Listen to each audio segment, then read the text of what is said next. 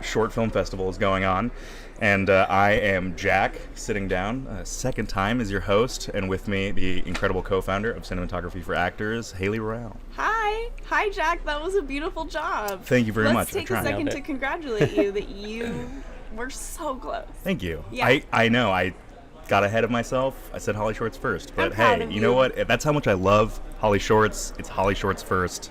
Their name is in my mind. You're wonderful. You're fantastic. Thank you. We're also here with Connor Martin, writer and director of a film called Nonno, which is the name of an Italian grandpa. And I indeed. asked that question earlier to make sure that that's actually how it was called. Hey, Connor. Hey, how's it going? Thanks for joining us. Oh, I'm stoked to be here. I flew in today and I listened to an episode you guys had with, I think, Aaron Doyle Cooper. Yep. Mm-hmm. Yeah. Haven't seen it, but pretty stoked to watch it on BitPix. Yeah. Who doesn't love like a 4-minute short film? Yeah. Yeah, 4-minute short film, and I'm pretty The sure dream. it's the Pioneer, the Scary Pioneer one. Yeah. I can't wait to watch It'll be that good. as well. Very excited. She was incredible to interview. Yeah. I'm glad that Yeah, you no, listened. she was great. But now it's your turn. Yeah, Tell- your film. Let's stop talking about other people's Let's do it. films. Yeah. Let's talk about Italian your Nonno. film. Yeah, sure. Yeah. Tell us what's your log line? What's so it about? Nonno is about a young couple inheriting an ancestral home who come from different religious backgrounds, and those are kind of propagated to the front when moving into the home sort of unveils some darker secrets about the husband's familial past. Okay. Yeah. All right. We I'm hooked. I'm there. Finding Ironing it those out. out Yeah. about our new spouse. It's tough. Yeah. That's- As one does. I don't know. Terrifying. Yeah. Okay, so that you said that you shot the entire short in 2 days, Yeah. and that you used only practical effects. Yeah. That's right. Like what? Let's see. My personal favorite, and I think the one that our crew endured the most, was taking a blow dryer to roll a bottle across the floor, Okay. which That's awesome. I think lasted all of an hour for one shot that we still had to flip in the end. Our art director Malaya also did double duty, pulling fishing wire from the other side of the room, kind of hidden behind a wall, to keep things looking like they were moving of their own volition. But yeah, and we just had a really great kind of single person department for every department you might need. So this crew maxed out at like 9 over the that's a course of the tiny entire little thing. crew. Yeah, tiny crew in a tiny house with, some very patient people. So it was How good. did you go about finding your crew? That's a good question. I think with any sort of independent film, especially short films, community is pretty huge. So I lived in Portland at the time when I shot this, and that's pretty much how I went about looking for resources. I found some folks on like a local Facebook group, and then sort of started to take recommendations based on people whose work I liked, who I enjoyed getting a coffee with, and that just sort of grew until we had everything filled out. So referrals, I think at worst it creates like excitement for the work you're doing, and at best you actually end up churning out something that's much higher quality because you all know each other, you're comfortable with each other, and you can kind of communicate more directly, I think, during production. Were there some pre-production creative discussions you had with your whole team to make sure that everyone was speaking the same common language and That's had a good the question. same idea? Yeah, I think that's a good question. Kevin Michaluk, our director of photography, did a really good job with lighting, and that was something we had to figure out was, what to show and not show. We play a lot with foreground, a lot with getting people to look at the whole frame, so that's a big part of it. I think secondarily, though, kind of as I mentioned, like jerry rigging, all those practical effects was a big thing. We have about a 1.5-minute long take in it that was shot outside. Portland is wont to rain in March, so lighting that, putting it on like a giant kind of tall flagpole, the name of it escapes me right now, but shooting that in the rain and trying to shoot and make it look like it's not raining was a challenge. Yeah. So is that the floodlight torrential downpour steady cam scene that you had mentioned in the car? Yeah, exactly. Yeah.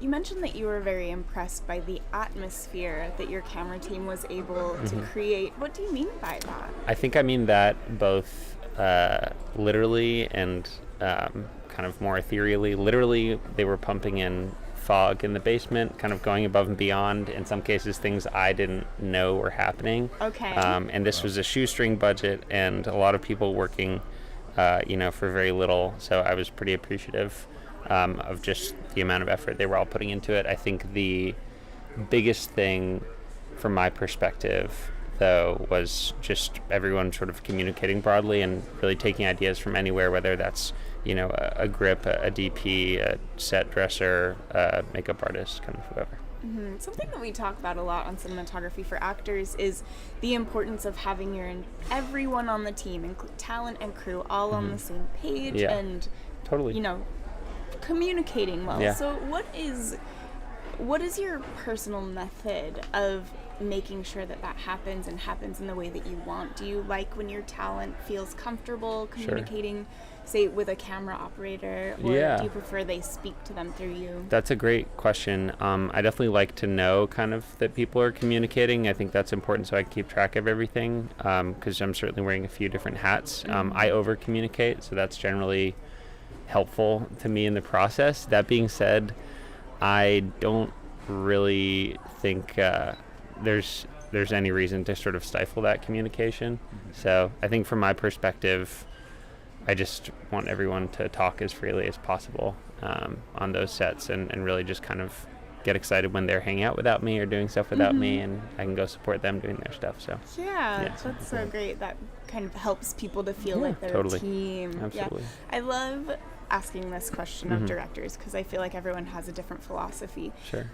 When you're calling cut, where are you going first? Who are you giving your attention to first? Because you're kind of the person everyone whips their head to as soon as it happens. Sure. So how do you make sure everyone feels like they have your time? Yeah, that's a good question. So the short answer to that is the actors, really, because I think it's easier to give feedback when it's fresh, where they can think about what they've done. I have plenty of time to sync up with the DP. I do like to know kind of how things panned out if I'm not looking at the shot. Something more recently that I did, I acted in it, so that was a scenario where I couldn't kind of look at it directly. But you certainly kind of want to check broadly, but I think generally actors is the first place to go, just because you're either encouraging, which will propagate more good work, you're kind of coaching if there's some misalignment, or you're cutting because just something stopped. And in most cases, it's a short sight of mine that's caused us to cut. It's usually me not thinking through a plot line or a sort of set or something like that. So most of the times I'm just catching my own errors. So again, lots of patience. Very gracious. No. Way to say it's that's like preemptively apologizing for a lot of things. So. Well, it's a perfect segue to another question we love to ask of people who are wearing many hats, writer, director. What are some things, like some of those small oversights, that going into it you as a writer had planned, and then once you got there 2 days to shoot, you realized you were going to either have to sacrifice or tweak? And then perhaps even more importantly, what were some of the things, maybe that the floodlight scene while it's raining, where you said, no, we're going to push through this, we're going to get this shot, and it's going in the movie? Yeah, that's a good question. It's almost always dialogue. I really like writing. Writing is something I do kind of independently of directing, and fundamentally it's way easy to get carried away and kind of get flowery with dialogue, add in a couple lines that don't get there, and sometimes they don't work, sometimes we don't have time for them, but sometimes they actually work against the plot, and I think that's really the main thing that I'm focused on, is just lines. So I like to let actors once in a while take ownership of it and really make the dialogue their own. As long as you get from point A to point B, I think that's all that matters. So, very cool. Yeah. What do you feel like you learned in this process? What are you taking away from this? It's a great question. I think I give half as much weight to kind of like finding a sort of quality to your output in terms of aesthetics, as in everyone is going to do their job. If you establish that floor, everyone's going to crush it. They're going to do a wonderful thing. But I think putting twice as much time into rehearsing and ensuring that everyone's really comfy with the direction they're going. I didn't hold many rehearsals, and I think that's something I wish I could have done more, just because it optimizes speed when we're filming, and also it just creates a more quality product. So more rehearsals next time. Yeah, that's always the plan. Well, always Connor, next thank time. you so Thank much you guys. for This is joining awesome. us. Appreciate it. Connor's film Nonno screens tomorrow at 2:30. So if you're here for the festival, you can still catch it. Sounds like it's going to be an incredible watch. I'm excited. If you're not here at the festival, check it out on BitPix. You know about that. We've been telling you the whole time. bitpixtv.com. Find Nonno. That's the first time that we've done that. I have been staring it from behind the computer the entire time. Figured we'd finally give you the actual burned in the address brain. for Yeah, it. that's good. Jack. That's Thank good. you so much, Connor. Thank you guys. This Pleasure is to awesome. meet Really you. appreciate it. Thanks, having you. everybody. This has been another episode of the Cinematography for Actors podcast. Follow us on wherever you listen to your podcast to keep up to date on new episode releases. We will be live through August 20th here at HollyShorts Film Fest. If you're here, drop in and say a little hello at the VIP lounge. We also want to thank our sponsors, Apogee, Film Tools, Roscoe, Lightstone Rentals, Canon, and First Mile Tech. As a special gift to you listeners, we've partnered with We Make Movies to get you a discount on comprehensive production insurance packages. Use code CFA23 on your intake form for 10% off your quote by visiting wemakemovies.org/insurance. If you missed any of our live streams, you can watch all of our interviews on our YouTube channel, Cinematography for Actors. And make sure you follow us on Instagram at Cinematography for Actors. You can also catch us in a more formal setting on Monday, August 14th at Japan House for a panel discussion on the importance of bridging the gap between talent and crew. You can get 20% off of your ticket purchase by using the code HSFF2023CFA at checkout. Thanks!